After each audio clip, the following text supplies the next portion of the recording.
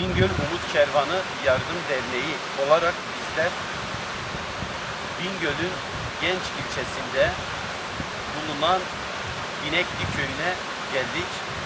Geliş sebebimiz köyde heyelan tehlikesinin olması. Bir haftadan fazladır, yaklaşık 10 gündür bir heyelan tehlikesi yaşanıyor. Bizler de geldik, köylü kardeşlerimizi ziyaret ettik. Şuradan itibaren toprak kayması olmuş, bu şekilde yer çatlamış ve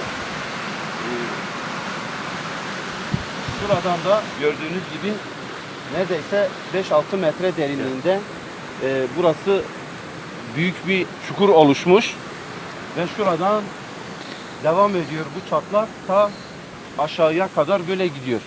Nihayetinde de şuradan da yer çatlakları yer yer oluşmuş, köye doğru gidiyor. Devlet yetkilileri gelmiş.